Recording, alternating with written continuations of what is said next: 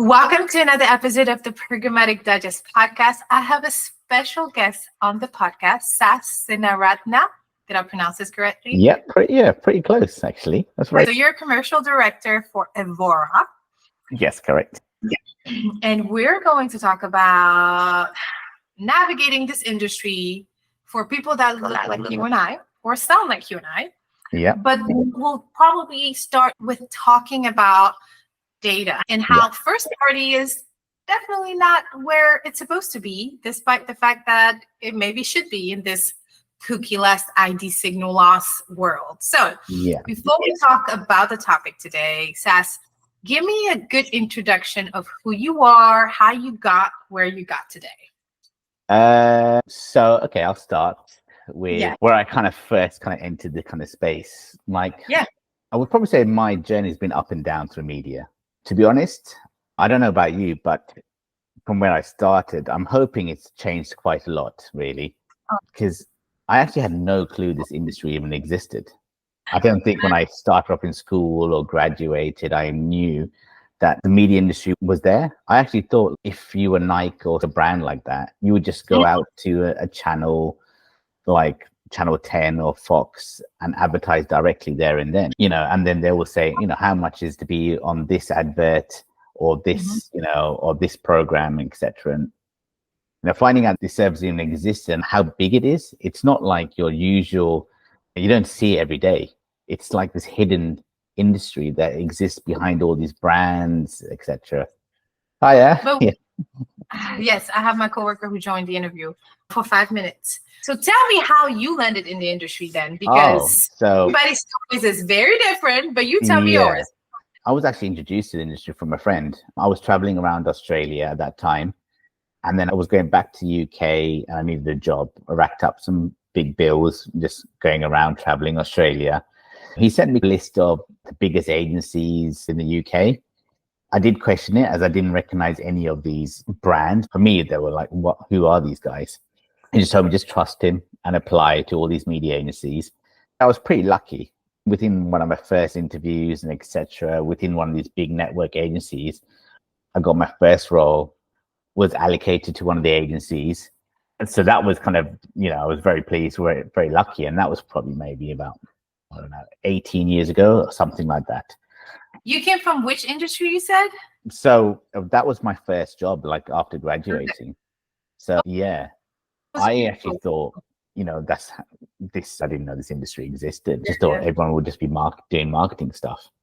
Right. And now, so as a commercial director, let's say if you had to explain it to my almost 5-year-old daughter, how would you explain what you do on a day-to-day to a 5-year-old?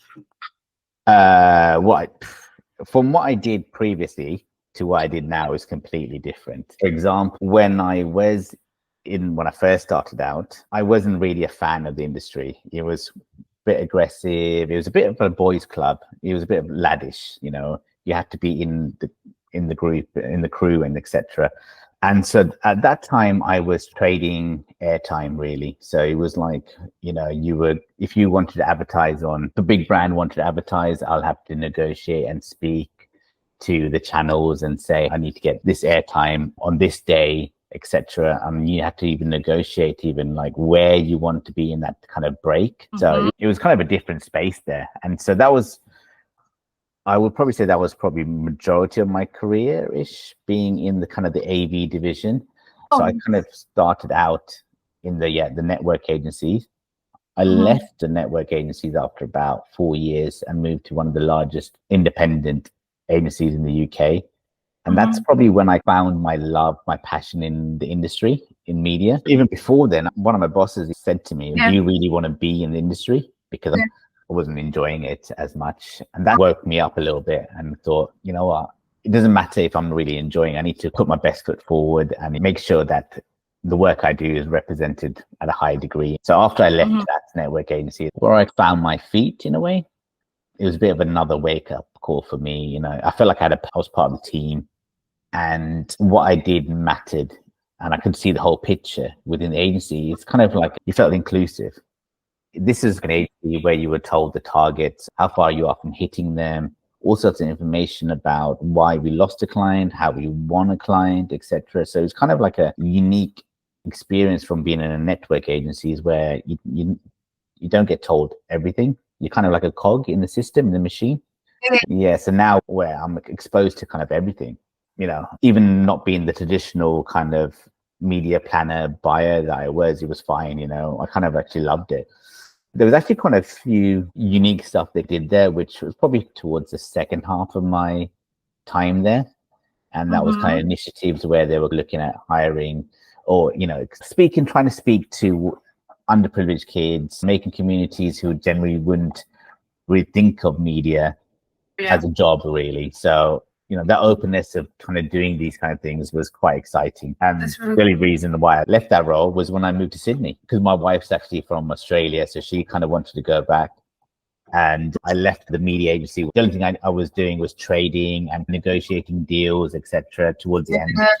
Good old stuff. And it's where I fell into where I am now, leaving an agency where I loved, where I didn't know where I was going to be, kind of opened up a new chapter by leaving them, kind of stepped into the world in data, programmatic, first party cookies, that was all new to me, and it was a kind of an unexpected surprise. That's really interesting because just to touch back on the whole diversity piece, that's one of the reasons why I left in 2019. I told my husband, this is the last time I'm going to work for anybody else outside of me. We want to freelance full time because I'm tired of being loyal to an ad agency that's not loyal to me. And what I meant by that is always like, not just me personally, individually, but to people that look or sound like me. I mean, I saw creative messages. I saw the strategy. I saw like some imperfection in how we targeted. Now we have a lot of laws that help just get rid of some of this, but ultimately I was just exhausted. It was draining and the culture was different. Now I'm not saying that all ad agency are the same or media hold up. No, we're not saying this. It's just there's a point in our career where we really felt that we were the only one of something.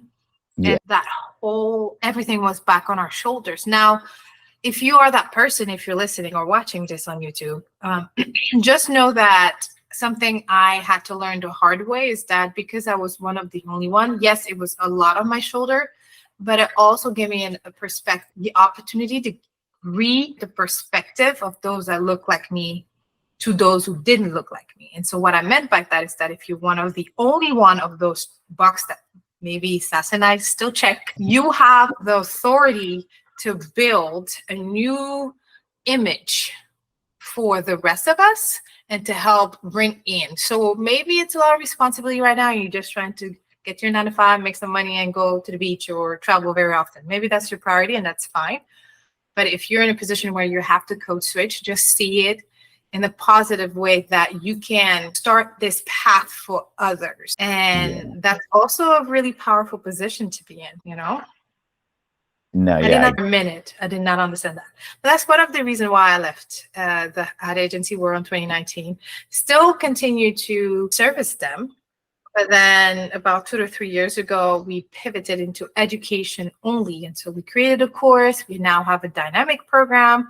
And now we train ad agencies, in-house team to do programmatic trading and programmatic buying the best way possible by looking at like data partners like yours. And so the number one thing, I had a lot of questions to ask you, but one of them was the use of first-party data and why it hasn't increased yet. Because as we were doing a conversation, you mentioned it, and I was like, wait a minute now, partner, it should have. What do you mean it has not increased? So give us a little bit, give me your point of view. What is first-party data, first of all, especially in reference to ID signal loss, especially in reference to cookie loss?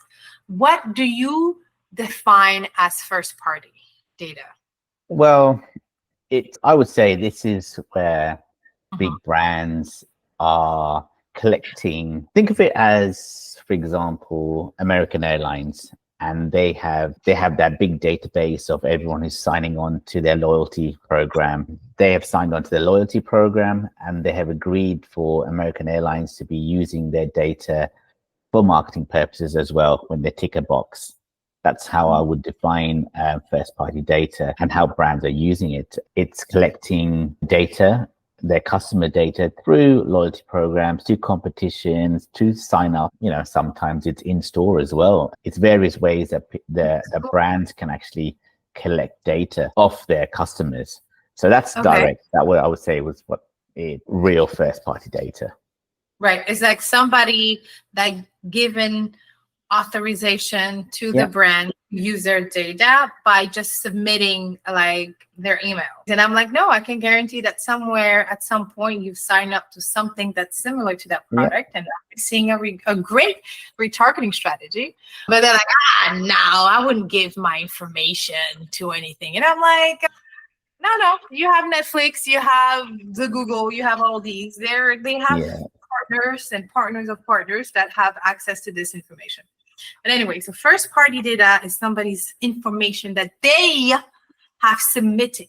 So that's a big difference. They have to have, and I guess and that could be a different conversation, but I guess that's the whole thing about the whole privacy laws that's at least coming out in North America and the US specifically, and probably in the rest of the world, is that just because somebody submitted it does not mean that it was consented to be used for advertising purposes. It could have been consent for something else. So that's a nuance there. So this whole privacy window, guys, just know that this is that. But in the case of first-party data, a few years ago when Google announced that they were deprecating cookies from Chrome, blah, blah, blah, fast forward, we're still in limbo, waiting for Google. The whole industry, and the question is going to be following. The whole industry got super excited about how contextual targeting was going to come back. First party data is going to take over the world. How CTV OTT is going to take over the world. That was actually the only true thing, right? Because CTV and streaming is not depending on cookies, at least not now. So that's kind of true. But like in terms of first party data, I would have assumed that at least some agency working with those brands would have worked to set that up for those brands. So like now you're telling me that it's not the case. So like why and why? I just don't I think there's I think multiple areas. Like, I don't know about you, Helena, but a few years ago, I would not thought that we would be having this conversation about, why is not everyone using first party data? Why is not in every single plan first party data? Especially when, as you touched upon, Google announcing, that, they're deprecating cookies with Firefox. They've already taken it off with iPhone, etc., and like the Apple iOS. I just thought it'd be flooded with first party data, but really it's not really the case. Yes, there is more uptake of first party data, especially in US versus Europe due to different regulations, etc. So ultimately would have been shocked, but understanding and really true this area, I'm not that surprised, and I'm hoping but I don't think it will start accelerating until the industry changes a little bit. And everyone needs to start changing for agencies and brands to be using first party data a bit more. I would say there's multiple different areas that have slowed the industry down. I probably don't think we'll have time to go through all of them, but we'll start off, and I think one of the main things is complexity. Right. It's not really that simple for brands and agencies to use their first party data. Like you would think it would be, but it's not. Yes, you can upload it to Meta and etc. and just use it for that one campaign. But what happens if you have a multi-channel campaign and you want to be a little bit more creative, right? Such as you want to target, you've got a certain group and you want to target one message to that group. And then you want to target another group with a different messaging on a different platform. How do you kind of navigate through that? And maybe you want to A/B test with your first party data on different DSPs and etc. So all of this can be quite labor intensive for the agency and for the brand to be able to figure out what they're trying to do. And so this could be on top of hiring a data scientist or a clean room solution. That could get very expensive, but I'll touch upon the expense later. So one of the main reasons why I do love where I'm at right now, Evora. It's kind of listening to the industry and see what they need and offering a lightweight, simple solution that's inexpensive. But we'll talk about Evora another day, but that's one of the main reasons that why I think it's just so expensive. The next, I think, is like the chicken and egg situation. Like, it's the scale, right? To be frank, we lack scale in this area. The amount of first-party data the brands and others have is not that large, right? You know, a brand, you may think that you've got 200,000 emails and etc. You think that's a lot, but really, when you start plugging that into the DSP, that's not really that a lot. Like, DSPs work on scale. That's how that machine works on. So we do rely on things like seed audiences, enrichment, lookalikes, which are great at finding new audiences. But what about if you just want to speak to your current pool of audiences? And deliver results on that? You're not going to get great results speaking to such a small pool of audiences, those big DSPs, because they're built a certain way. And instead of fighting that kind of machine, we need to feed it what he wants, and only then we'll kind of get the results that we are actually hoping for. The next area I would probably say is how expensive it is. You know, it's and cost. It's so expensive. It can be hugely expensive. Just for imagine, like, you can use one of those tools that, like the data clean room solution, right? That facilitates bringing together your data and another pool of data, and then you kind of target the intersection there. These solutions are generally like super expensive, and that means that only like the big brands can actually use these kind of tools. And due to the cost, really, that means that even the big brands would only use it a couple of times a year. And is the performance going to work that much harder to justify these big costs of, you know, it could be 10,000 to 20,000 to use one of these tools a month? You know, is that going to justify, you know, the performance? So you brought three things: the complexity of this whole scope, the whole ecosystem, the scale, which is scale was always a thing for first party data before or after the whole thing. And now cost is something that does not surprise, but still surprising. So I have one question, right? Leave us with like a solution to our problem, because half of us listening are probably working for a brand or an agency that can afford that, like you mentioned, a data clean room, but it's so complex that it's hard to utilize correctly, or it takes time to develop. So for those people, what can we do? And then the second question here is that for the other half of us that don't have the opportunity to work with like something like a data clean room, most of our brands or clients are medium sized, even larger size, but they're maybe less than 100,000 clients information or something like that. What can you propose to them, or what should they focus on if they want to grow first party as a tactic? So that was two questions. So for the big guys in the clean room, what should they do? And then for those, the rest of us in the world, what should we do? I think one of the main things is there's a lot of tools out there and solutions out there. It's being openness to be able to try these certain things. So, you know, in terms of the data clean rooms, etc., there are solutions out there that can be a bit more cost effective. For example, like Evora will be an actual tool that can facilitate that. Evora is actually kind of made for agencies and the programmatic team and etc. It's a simple solution that delivers data as an audience, and it uses first party data, but it will deliver it as a third party, because we have like 20-30 different data providers out there that you can build across all of them simultaneously at one go, and then you can push it to your DSP of choice. It's a very simple solution. We made it so easy that we're hoping like even like your intern will be able to start building audiences and getting them out into your preferred DSP of choice within 5 minutes.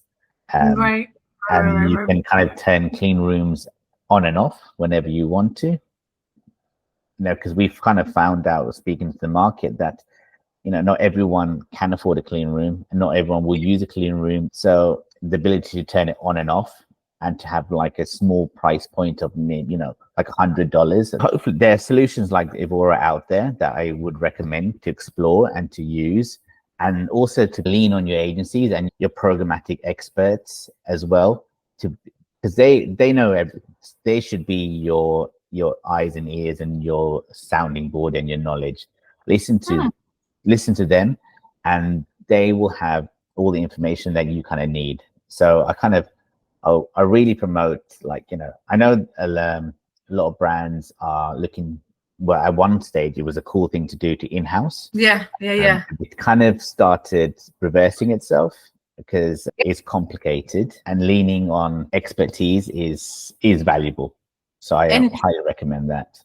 And I like what you said, because what SAS is saying, guys, is not really like, don't give up on going in-house.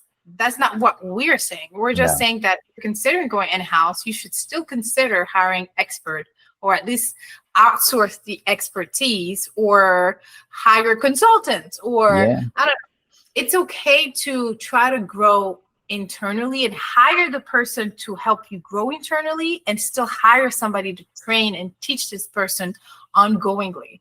I think the biggest mistake that we're doing, and also very relevant to utilization of first-party data and the tools needed, is that we're hiring this director, this programmatic director, this programmatic lead, and then telling them, like, you're going to fix our problem, but we're not going to give you any type of budget, tools, or resources to fix the problem. You're going to have to figure it out on your own.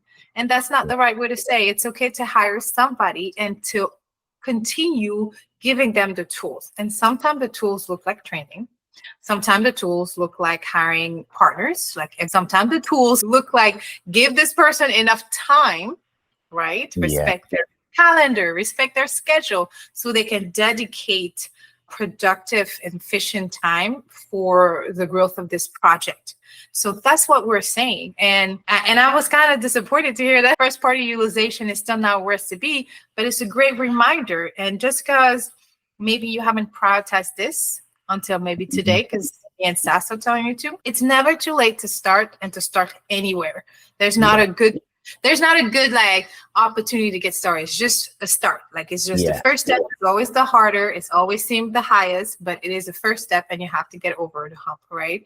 And so before we close the podcast, I'd really love for you to give us, like, so Evora, it would be a great data partner, because I'm curious to, like, your methodology. So can you just give us, like, a good 30 seconds of, this is the biggest differentiator with utilizing Evora as a data partner? Oh, so one of the biggest differences, Evora, sorry? Like, in terms of methodology. Yeah, so methodology and how we collect our data, how the data is, so we use trusted publishers, data brands on our platform only. We kind of vet them. We kind of make sure that we see consent to 8 different consent strings to make sure we only surface unique profiles on our platform. So you can kind of guarantee that you are building audiences that have the consent, that are unique. We don't surface anything that we don't see, like any duplication. We remove that as well. So these are all kind of unique in the Evora platform. It's not all.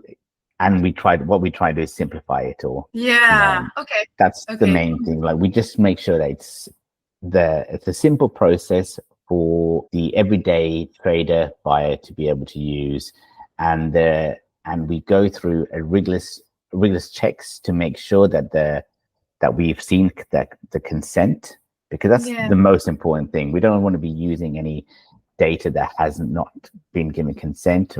Even our data providers, they've got a way to audit all the data that's been used on the board, and so they can set strict data licensing rules. So they can say, I don't want anyone from this URL using my data, or I don't want anyone from this location using my data. And we've got like an emergency stop button, so you can say stop. We don't want using Evora to be using my data instantly. That's really cool, because again, that's not something we focus on a lot. It's not a local control. I think the rest of the world is doing a much better job at it. And also, like, I remember I often get the question of, like, which partner would you recommend and why? And I'm always like, if it's a global partner, they probably have figured out privacy a little bit better than but a non-global partner, right? And not throwing shades to my American partners. Listen, I'm here. But the reality is that because it was a focus, I feel like some company have invested in the development, at least of privacy method or data or whatever it is. So I know we're at time, but I really wanted to ask you one final and closing question, which is, if you had to share one thing you wish you knew when you first started in this wild industry, what would it be? Like, what would you tell your younger self starting now that you've gained so much wisdom? That it is a rocky road. Like, there are going to be some hard times.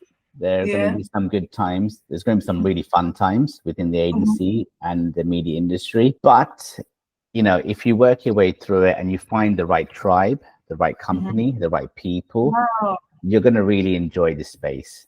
It took me a while to really love this industry. And now finding from my last agency to the company where I am and now, where it's like a family, really, where everyone is heard and accepted, and it can be amazing. So I think you might need to navigate a little bit through the jungle, the media jungle, but I think once you find the right tribe, you'll really enjoy it. Oh my gosh, I really appreciate what you said. It's like sometimes you're just in the wrong space. You just have to pivot. Yeah, exactly. You might not find the right company. It might not be the right, you might go on sales side. You might enjoy that more than being on agency side, etc. No, that's powerful. That's powerful. Like, take the time to experiment, but also, like, once you find your tribe, like, cultivate it, like, and grow and be the leader that we know you can be.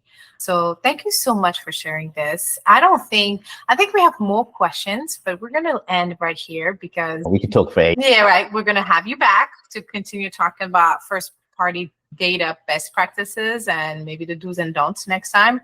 But thank you so much. If anyone needed to reach out to you to ask any question about data privacy, but also first party data, how can they do so? Oh, they can contact me on my LinkedIn. If you can share that within your post, and I'll share it as well. Okay. My LinkedIn. And that's not only to talk about, first party data or whatever it is.